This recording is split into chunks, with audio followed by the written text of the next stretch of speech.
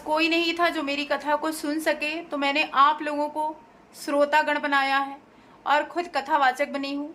उम्मीद करती हूँ कि पूरी कथा सुनेंगे और भगवान भोलेनाथ का आशीर्वाद जरूर प्राप्त करेंगे। अपनी समझ से मैं आप ही लोगों को श्रोता बना रही हूँ, क्योंकि मेरे पास कोई नहीं है, इसलिए धन्यवाद। हेलो दोस्तों, नमस्ते, हैप्पी तीज। कैसे हैं आप सभी? उम्मीद करती हूँ बहुत अच्छे होंगे। हम भी ठीक हैं। प्रेम से बोलिए उमापति महादेव की जय, माता पार्वती की जय। माता पार्वती की कृपा हमारी सभी बहनों पर बनी रहे और सबका सुहाग अमर अटल रहे। मेरी यही तहे दिल से सबके लिए दुआ है और आप लोग मेरे लिए भी करिएगा। तो चलिए। तो दोस्तों, आज मुझे हो गई बहुत देर। एक्चुअली इंतजार कर रहे थे पतिदेव का, तो पतिदेव का इंतजार करते करते इतनी देर हो गई कि मैं अभी तक कुछ भी नहीं कर पाई। जैसा कि आप सभी लोगों को पता है कि भाई बच्चा छोटा है तो परेशानी तो मुझे होती ही है, लेकिन फिर भी अब क्या करें, बहुत लेट हो गया मुझे। मैं गई थी उनका इंतजार करते करते फूल माला कुछ भी नहीं ला पाई थी। तो फिर जब पता चला कि नहीं आएंगे, अंत में अभी गई हूँ, गाड़ी से लेके आई हूँ, एक सामने से लाके ठोक दिया। आप कितने भी अच्छे से गाड़ी चलाइए, लेकिन सामने वाले को आप नहीं संभाल सकते हैं ना। अब एकदम छरछरा रहा है, बहुत तेज दर्द हो रहा है, लेकिन अब क्या बताएं हम। बड़ा दुख हुआ। अब कितना दुख हुआ मैं बता नहीं सकती हूँ, क्योंकि मैंने बहुत कुछ सोचा था अब की बार, लेकिन हमेशा मेरे साथ कुछ न कुछ हो ही जाता है कि मैं अकेली ही रह जाती हूँ। तो क्या करूं दोस्तों। तो देखिए, हम भी बना रहे हैं बत्ती, और बत्ती हमारी बन के तैयार है। रक्षा सूत्र से हम बत्ती बना रहे हैं। इसको बराबर कर दें। देखिए, शक्ति भर भक्ति, लेकिन जितना हो सके उतना इंसान को करना ही चाहिए। तो अभी गई हूँ, मिठाई उठाई खुद से लेके आई हूँ। पैर में चोट लग गया है, ब्लड आ रहा है, लेकिन दर्द हो रहा है बहुत तेज। हालांकि क्या बताऊँ। तो हमारे साथ बने रहिएगा। अब अकेले जब हम हैं तो ऐसे ही हम कर पाएंगे मेरे प्यारे दोस्तों। तो हमारे साथ भी बने रहिएगा। इसी उम्मीद के साथ हम भी वीडियो बनाते हैं कि जरूर से जरूर साथ देंगे।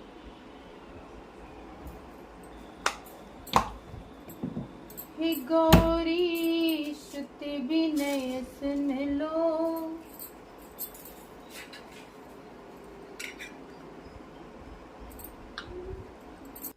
अब समझ सकते हैं कि कैसे कैसे क्या क्या करती हूँ।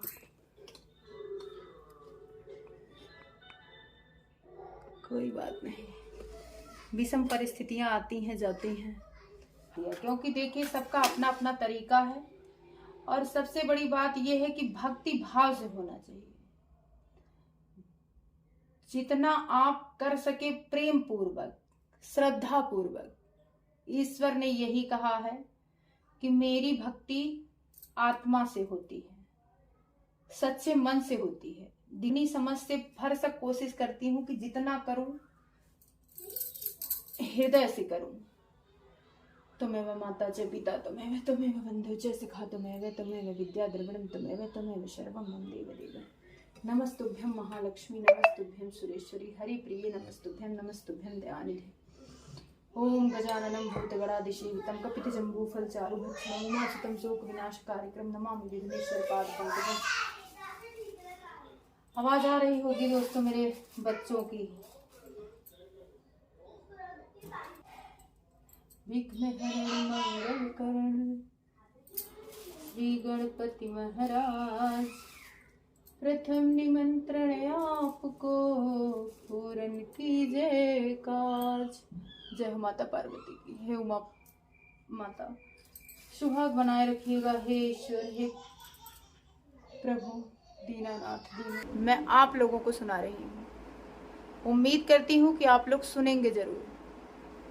क्योंकि कथा किसी के द्वारा सुनी जाती है या कही जाती है, तो हम आप लोगों को साक्षी मान के आप लोगों को सुना रहे हैं। सुनना ना सुनना आप लोगों की मर्जी है, लेकिन हम आप लोगों को ही ये मान रहे हैं कि आप लोग मेरे श्रोतागण हैं, बाकी आपकी मर्जी।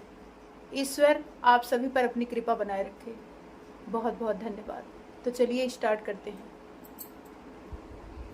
मंदार के फूलों की माला से गुथी बेड़ी और दिव्य वस्त्रों से सुसज्जित मां पार्वती जी तथा जटाओं पर शोभित अर्धचंद्र कपालों की माला धारण किए दिगंबर शिव को मैं नमस्कार करती हूँ। एक समय परम पवित्र भूमि कैलाश पर्वत पर विशाल वट वृक्ष के नीचे भगवान शिव, माता पार्वती एवं सभी गणों सहित अपने बागंबर पर विराजमान थे। बलवान वीरभद्र, भृंगी, श्रृंगी, नंदी आदि अपने अपने प्रहरों पर सदाशिव के दरबार की शोभा बढ़ा रहे थे। गंधर्व, किन्नर, ऋषिगण शिव भगवान की विविध अनुष्टुप छंदों में स्तुति गान कर विभिन्न प्रकार के वाद्यों को बजाने में संलग्न थे।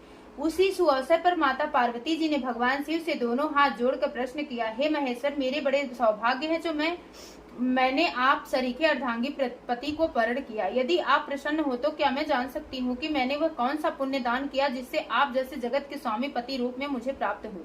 आप अंतर्यामी हैं, यह मुझ दासी को बताने की कृपा करें। तब पार्वती जी की ऐसी प्रार्थना सुनकर शिव जी बोले, हे वरानने, उस समय तुमने एक अति उत्तम पुण्य का संग्रह किया था जो एक अति गुप्त व्रत है, जिसे तुमसे कहता हूँ। यह व्रत भाद्रपद मास के शुक्ल पक्ष की तीज का व्रत है जो हरितालिका के नाम से प्रसिद्ध है। यह व्रत जैसे तारागणों में चंद्रमा, नवग्रहों में सूर्य, वर्णों में ब्राह्मण, नदियों में गंगा, पुराणों में महाभारत, वेदों में साम, इंद्रियों में मन, ऐसा यह व्रत श्रेष्ठ है। जो तीज हस्त नक्षत्र युक्त पड़े तो वह और भी महान पुण्यदायक होता है। ऐसा सुनकर श्री पार्वती जी ने पूछा, हे महेश्वर, मैंने कब और कैसे यह व्रत किया था? विस्तार के साथ श्रवण करने की इच्छा। इतना सुनकर भगवान शंकर बोले कि हे उमा, भारत वर्ष के उत्तर में यह जो महात्म श्रेष्ठ पर्वत है, यह नाना प्रकार की धन संपदा, खनिज, वनस्पति, औषधियों से युक्त है। यह हिम शिखरों वाली चोटियों रूपी भुजाओं से आकाश को छूता है और गंगा के कलकल शब्द से शब्दायमान रहता है। यहाँ नाना प्रकार के पशु पक्षी विचरते हैं। इसके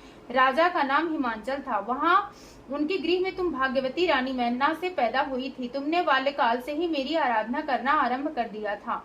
कुछ आयु बढ़ने पर तुमने हिमालय की दुर्गम गुफाओं में जाकर सहेली सहित मुझे पाने हेतु 12 वर्ष तक तप आरंभ किया। तुमने ग्रीष्म ऋतु में बाहर चट्टानों पर आसन लगाकर तप किया, वर्षा ऋतु में बाहर पानी में तप किया, हिम ऋतु में पानी में खड़े होकर मेरे ध्यान में संलग्न रही। इस प्रकार 6 ऋतुओं में तपस्या कर ली।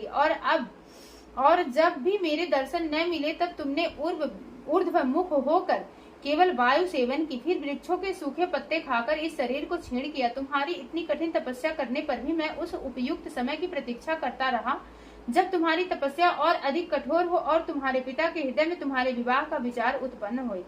एक दिन तुम्हारे तेजस्वी स्वरूप और तुम्हारी विवाह योग्य आयु को देखकर तुम्हारे पिता को चिंता होने लगी कि मुझे अपनी ऐसी कन्या के लिए उपयुक्त वर की खोज करनी चाहिए। उन्हीं दिनों नारद जी भ्रमण करते हुए हिमालय क्षेत्र में आए और वहां तुमको देखा। यह जानकर कि तुम राजा हिमांचल की पुत्री हो, वे तुम्हारे पिता के यहाँ गए। राजा ने अति हर्ष के साथ महर्षि का स्वागत पूजन किया और उन्हें योग्य आसन देकर उनसे उपस्थित होने का कारण जानने को गुफा में प्रवेश कर वहां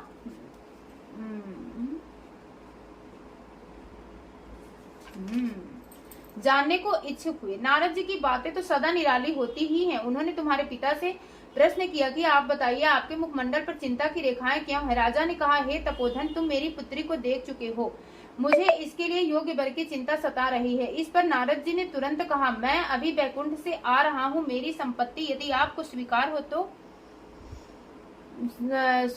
तो आपकी पुत्री के लिए बैकुंठ निवासी शेष साई भगवान विष्णु योग्य वर है। वे आपकी कन्या का वरण स्वीकार कर लेंगे। इस पर तुम्हारे पिता आनंदित हुए और वे बोले, यदि विष्णु जी को मेरी कन्या स्वीकार है तो मेरा सौभाग्य होगा। मैं अवश्य ही अपनी कन्या उमा का भाग्यदान विष्णु जी को करूंगा। नारद जी तो ऐसा सुनकर बैकुंठ चले गए। इधर तुम्हारे पिता महाराज हिमांचल ने प्रसन्नता के साथ तुम्हें यह समाचार सुनाया कि विष्णु जी से तुम्हारा विवाह मैंने निश्चित कर दिया है। ऐसा सुनते ही तुमने महान दुख में अपने को पाया और पिता के चले जाने के पश्चात तुम अत्यंत व्याकुल हो विलाप करने लगी, प्राण त्यागने की बात सोचने लगी। जब तुम्हारी सखी ने तुम्हें इस प्रकार दुखी देखा तो कारण पूछा। तुमने अपनी सखी को सब वृतांत सुनाया और कहा कि तुम जानती हो कि मैंने कैलाशपति महादेव के लिए तप किया है और मैं उनको अपना पति मान चुकी हूँ, अतः मैं प्राण त्याग के अतिरिक्त और क्या करना चाहूंगी।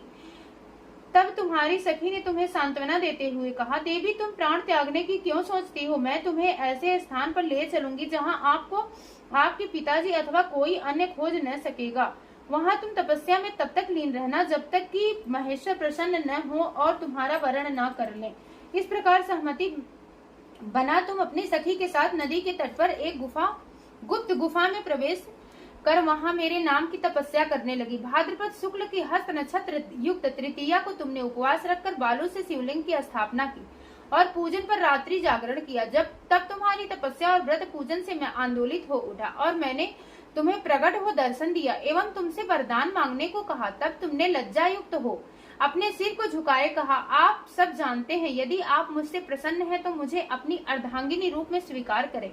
तब प्रसन्न हो मैंने तुम्हारी मनोकामना की पूर्ति करना स्वीकार किया और कैलाश लौट आया। इधर तुम्हारे अपने घर से इस प्रकार बिना कहे चले जाने पर तुम्हें बहुत खोजा गया, घर घर और वन वन में बहुत ढूंढा गया, किंतु तुम्हारे न मिलने पर राजा हिमांचल कहने लगे कि हमारी कन्या को कौन सा देव दानव गंधर्व किन्नर कहाँ हर ले गया। तुम्हारे पिता तुम्हें कहीं न पाकर और भगवान विष्णु के साथ तुम्हारे विवाह का वचन भंग होने की चिंता में दुखी हो गए। एक बार तो मूर्छित होकर गिर पड़े। इधर तुमने अपने व्रत अनुष्ठान की पूर्ति होने पर व्रत का पारण किया, समस्त पूजन सामग्री को नदी में विसर्जित कर स्नान आदि किया। उसी समय तुम्हारे नगर निवासी मंत्रीगण पिता हिमांचल के साथ वहां आ पहुंचे तथा तुमको सखी सहित पाकर प्रसन्नता को प्राप्त हुए। वे तुमसे लिपट कर रोने लगे और बोले, उमा तुम बिना बताए इस भयंकर वन में कैसे चली आई, जहाँ सिंह व्याघ्र सर्प भालू हिंसक जीवों का निवास है। यहाँ तुम कैसे अब तक रह सकी। चलो अब घर चलो, देखो तुम्हारी माता आदि सभी तुम्हारे इस प्रकार चले जाने से दुखी हैं। यह सुनकर तुमने कहा, पिताजी आपने मेरा जो विवाह विष्णु जी के साथ स्वीकार किया है, इससे मैं इसी वन में रहकर अपने प्राण विसर्जन करूंगी।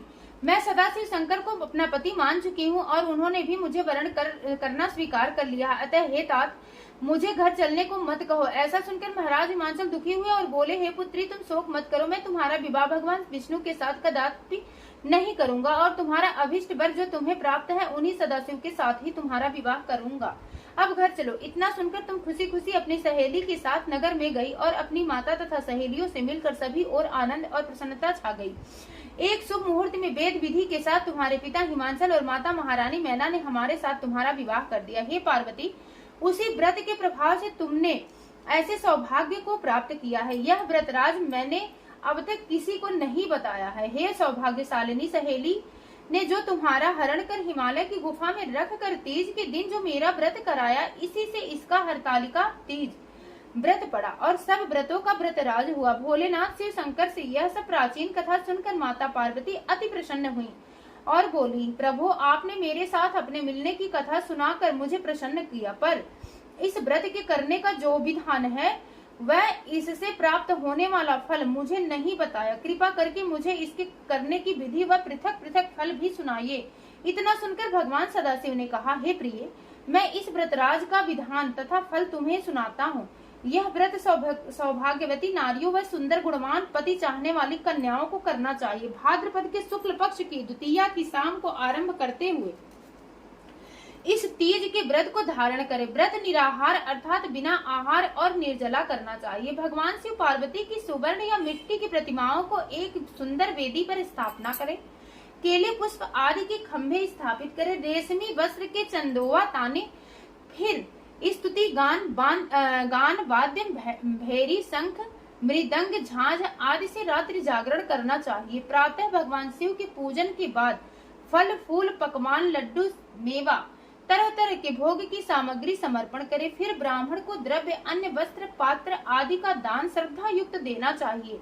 भगवान शिव को हर वस्तु पंचाक्षरी मंत्र से नमः शिवाय कहकर अर्पण करना चाहिए। प्रार्थना के समय अपनी इच्छा जो हो भगवान के सामने प्रेषित करके प्रणाम करें। फिर पार्वती जी से प्रार्थना इस प्रकार करें,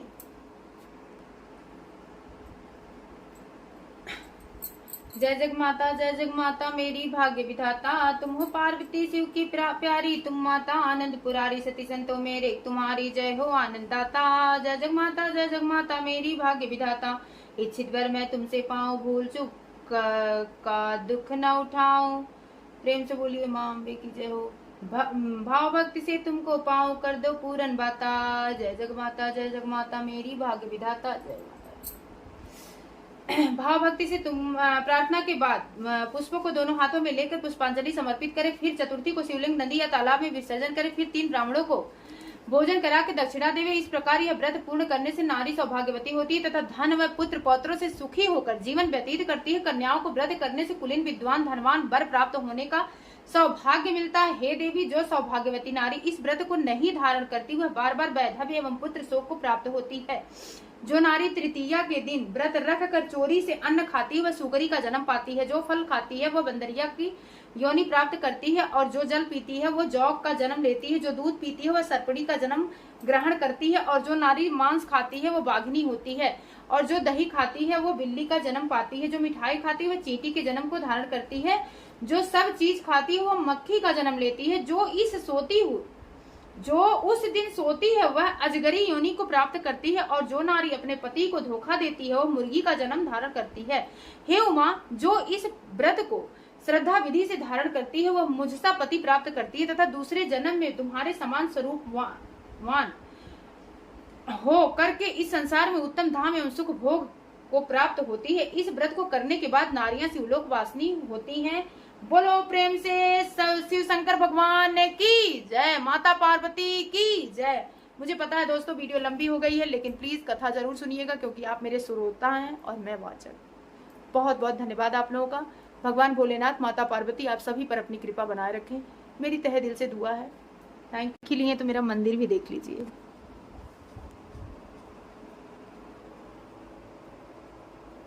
मेरे बच्चे छोटे होने की वजह से मैं बहुत परेशान हो जाती हूँ, नहीं कर पाती हूँ। प्रेम से बोलिए उमापति महादेव की जय हो। कथा संपन्न हो गई। आरती।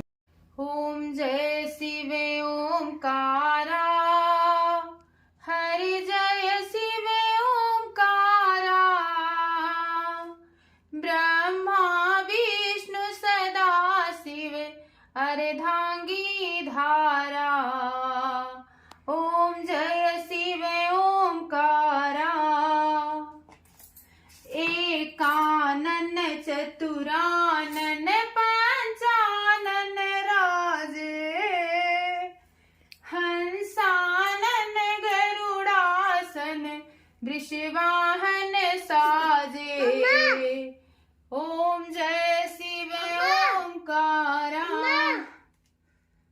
दो भुज चार चतुर्भुज दश भुज अति सोए, तीनों रूप निरखते त्रिभुवन जन मोहे। ओम जय शिव ओमकारा, अच्छे माला बन माला माला धारी, चंदन मृग मद सोहे काम चंदन मृग मद सोहे भाले शुभकारी।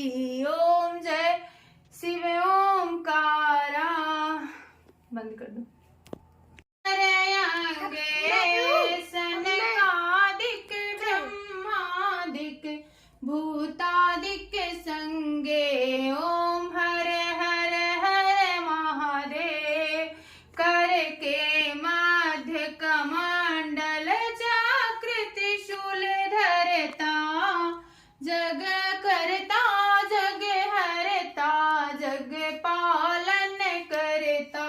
ओम हर हर हर महादेव, ब्रह्मा विष्णु सदा शिव जानते अविवेका,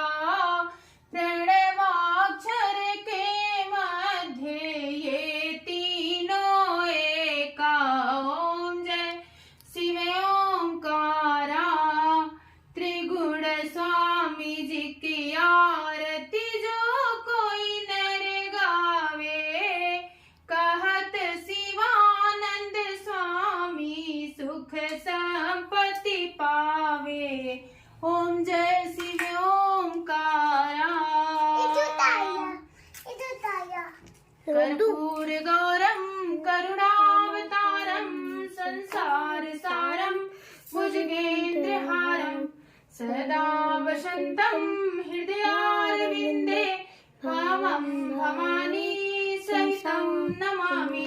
गजाननं भूतगणाधिसेवितं कपितजम्बूफलचारुभक्षणं उमासुतं शोकविनाशकारकं नमामि विघ्नेश्वर पादपङ्कजं। त्वमेव माता च पिता त्वमेव बन्धुः च सखा त्वमेव विद्याधरणं त्वमेव सर्वं मम देवदेव।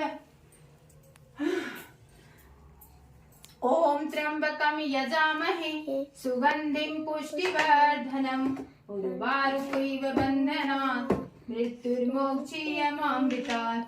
ओम त्र्यंबकं यजामहे सुगंधिं पुष्टिवर्धनम् उर्वारुकमिव बन्धनात् मृत्युर्मोक्षीयमामृतात्। ओम त्र्यंबकं यजामहे सुगंधिं पुष्टिवर्धनम् उर्वारुकमिव बन्धनात् मृत्युर्मोक्षीयमामृतात्।